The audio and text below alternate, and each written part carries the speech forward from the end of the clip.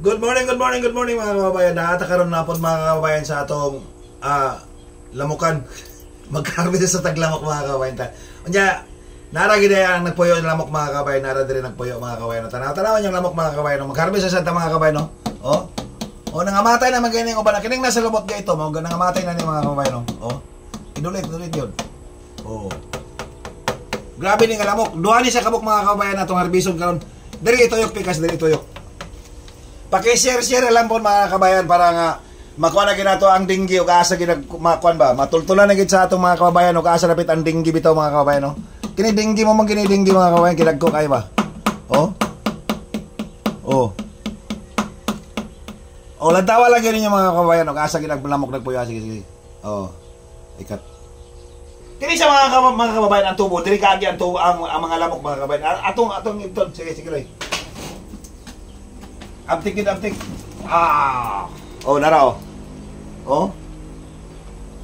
Tara, nagapa na kanang ito mga tanawa. Tanawa sa kadagan mga kababayan Muna ilang nga tubo kini siya nga tubo mga kababayan nakabante mo diba?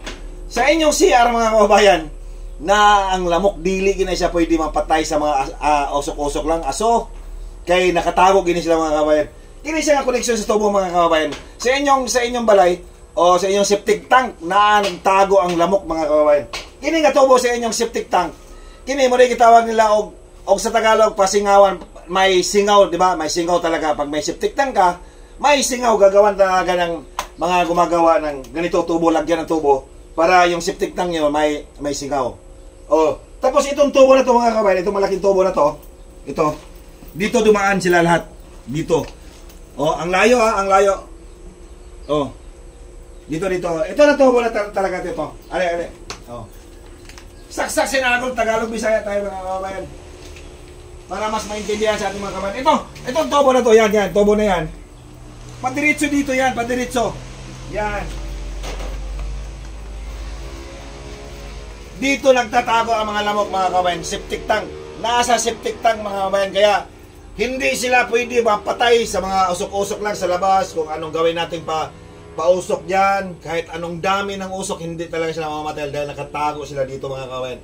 Lalabas lang sila dito. Dalawa to mga kababayan. Tingnan nyo yan.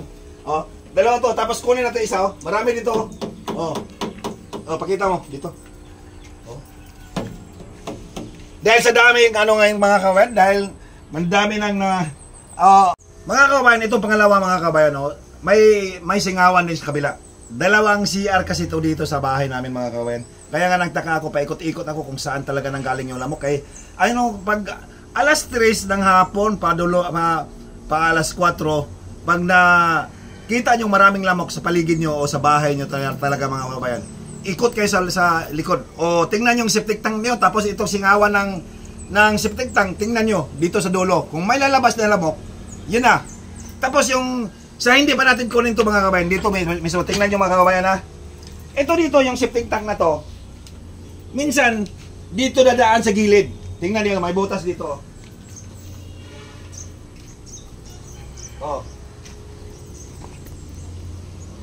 Dito. Hindi ko muna tinakpan to dahil para makita nyo ba. Dito sa likod. Doon, sa kabila.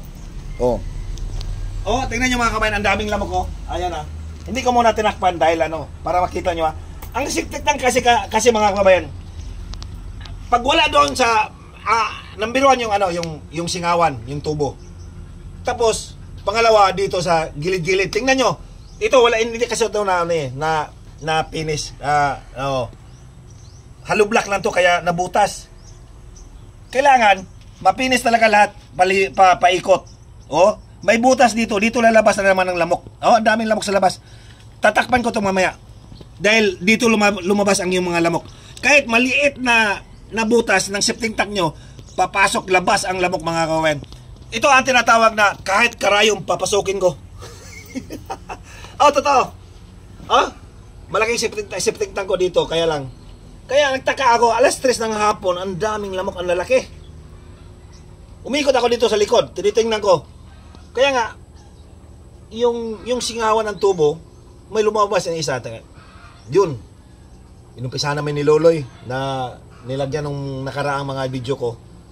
maraming ano yun eh, maraming lamok na harvest ko, di ba? Pero mamaya, harvestin natin itong pangalawa. Pasensya sa Tagalog ha.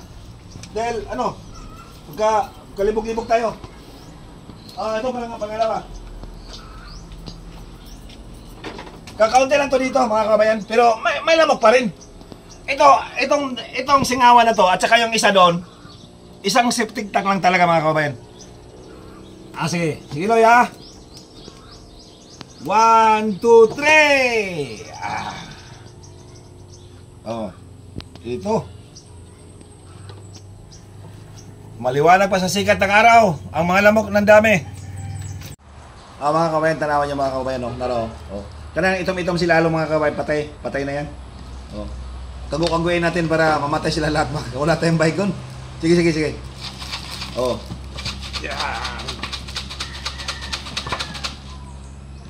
Yan, mamamatay dito. Ayan o.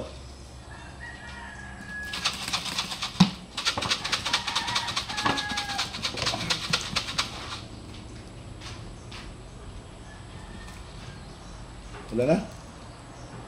Kapag na angel. Sige. Ito na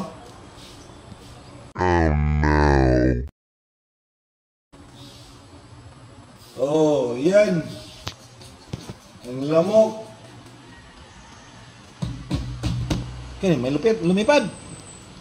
Yeah. Tingnan nyo mga kabayan ang lamok Ang dami dulitin mo. Kinanglan yun mga kabayan.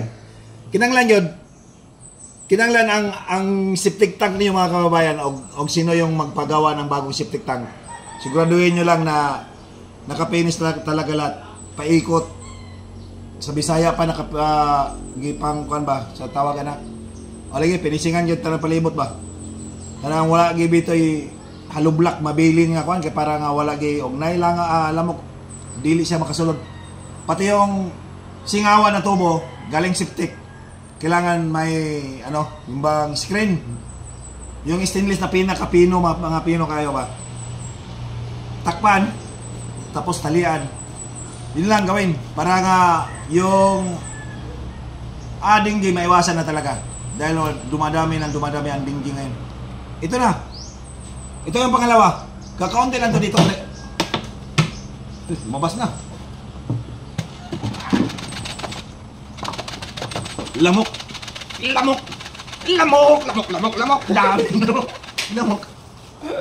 Lamok. Hindi pa namatay. Lamok. Kagugutom na. Basta yan lang mga kabayan. Sino yung maraming lamok sa paligid o sa bahay nyo? Septic tank talaga.